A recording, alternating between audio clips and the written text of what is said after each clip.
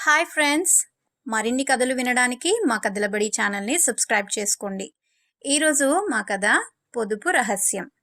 పడమటి తీరాన గణేశుడు, గంగాధరుడు అని ఇద్దరు యువకులు ఉండేవారు. వాళ్ళు ఒకే గ్రామంలో ఉండి చిన్నతనం నుంచి కలిసి తిరిగారు.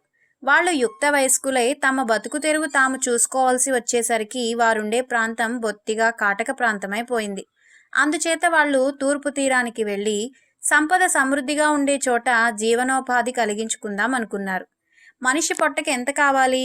ఇంత అన్నము, ఎండు చేపలు తింటూ ఎంతకాలమైనా బతకవచ్చు. అలా పొదుపుగా జీవిస్తూ కష్టపడి సంపాదించిన దానిలో నుంచి సాధ్యమైనంత మిగిల్చుకున్నామంటే అది పెట్టుబడిగా ఏ వర్తకం చేసుకున్నా జీవితం సుఖంగా గడిచిపోతుంది అన్నాడు గంగాధరుడు. అలాగే, పొదుపుగా జీవించి పైకి వద్దాం అన్నాడు గణేశుడు. ఇద్దరూ ప్రయాణం చేసి తూర్పు తీర ప్రాంతం చేరుకున్నారు. అది సుక్షేత్రం. ఎక్కడ చూసినా ఏపుగా పెరిగిన పైరులు కనిపించి వారి కళ్లను ఎంతో ఆనందపరిచాయి. స్నేహితులిద్దరూ ఒక నగరం చేరారు. అక్కడ వర్తకం కూడా బాగా సాగుతున్నది. నగరం చేరుతూనే స్నేహితులిద్దరూ చీలిపోయారు. 1-2 ఏళ్ల పాటు ఎవరి కృషి వారే చేసుకోవటము, ఎవరి అదృష్టాన్ని వారే వెతుక్కోవటము, ఒకరి బరువు ఒకరి మీద వేయకుండా ఉండటము మంచిదని వారికి అనిపించింది.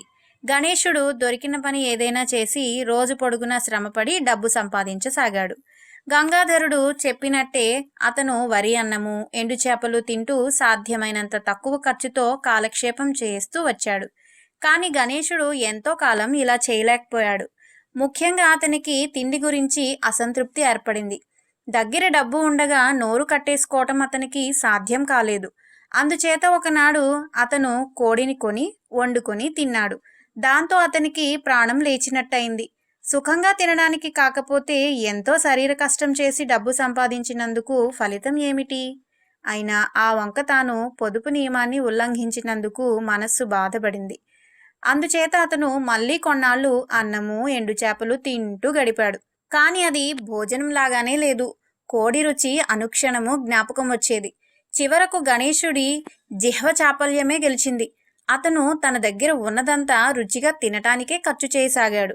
తిండి సుఖంతో మిగుల్చుకున్న డబ్బంతా అయిపోవటం అలా ఉంచి అతనికి పనికి ఒళ్ళు వంగకుండా పోయింది. దీని ఫలితంగా అతను అన్నము, ఎండు చేపలు కొనటానికి కూడా తగినంత సంపాదించుకోలేని స్థితికి వచ్చేశాడు. ఈ లోపల గంగాధరుడు పొదుపు నియమంతో బాగుపడ్డాడు. అతను ప్రతి రాగి దమ్మిడి కూడా ప్రాణంతో సమంగా ఎంచి తన కష్టార్జితాన్ని కూడబెట్టి చిన్న చిన్న వ్యాపారాలతో ప్రారంభించి క్రమంగా పెద్ద వర్తకానికి ఎగబాకి అందులో త్వరగా పైకి వచ్చి కొంత ఆస్తి సంపాదించుకుని ఇల్లు కట్టుకుని పెళ్లి చేసుకున్నాడు.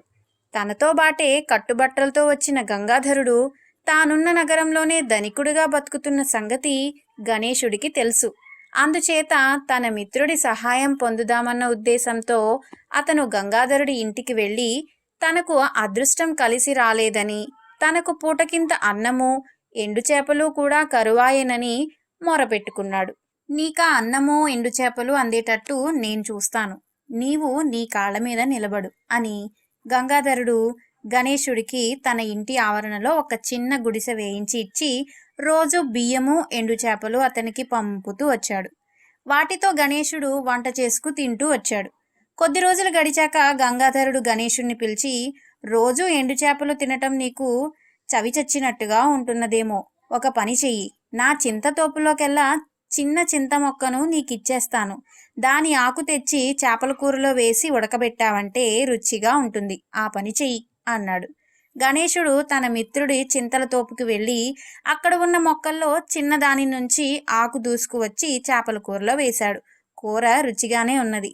అయితే కొద్ది రోజుల కల్లా చింత మొక్కన ఒక్క ఆకు కూడా లేకుండా పోయింది. గణేశుడు తన మిత్రుడి వద్దకు వెళ్ళి మరొక చింత చెట్టు నుంచి ఆకు కోయడానికి అనుమతి కోరాడు. ఈసారి ఉన్న చెట్లన్నిటిలోకి పెద్ద చెట్టు నుంచి ఆకు కోసుకో అన్నాడు గంగాధరుడు. మళ్ళీ కొన్నాళ్లు గడిచాయి. గంగాధరుడు గణేశుణ్ణి పిలిచి, నువ్వు కోసుకునే చెట్టున చింతాకు అయిపోలేదు కదా అన్నాడు. నేను రోజుకు గుప్పెడు ఆకు కోస్తే ఆ చెట్టున మర్నాటికి 2 గుప్పెళ్ల చిగురు పుట్టుకొస్తుంది అన్నాడు గణేశుడు. నువ్వు చేసిన దానికి నేను చేసిన దానికి అంతే తేడా. నువ్వు నీ ఆర్థిక స్థితి చిన్న మొక్కగా ఉండగానే దాన్ని దోచావు. నేను పెద్ద చెట్టు అయ్యేదాకా ఓపిక పట్టి దాని నుంచి నాకు కావలసినదంతా అనుభవించగలుగుతున్నాను. నీ జీవితం మోడుబారిపోయింది. నా జీవితం 3 పూలు 6 కాయలుగా ఉన్నది అన్నాడు గంగాధరుడు. అవును, ఇక నేను నీ మీద ఆధారపడక మళ్ళీ జీవితం ప్రారంభిస్తాను అని గణేశుడు తన స్నేహితుడు చెప్పిన నీతిని అమలు చేయటానికి పూనుకున్నాడు. విన్నారా ఫ్రెండ్స్? మీకు నచ్చితే తప్పకుండా లైక్ చేసి మీ ఫ్రెండ్స్కి కూడా షేర్ చేయండి. Thank you.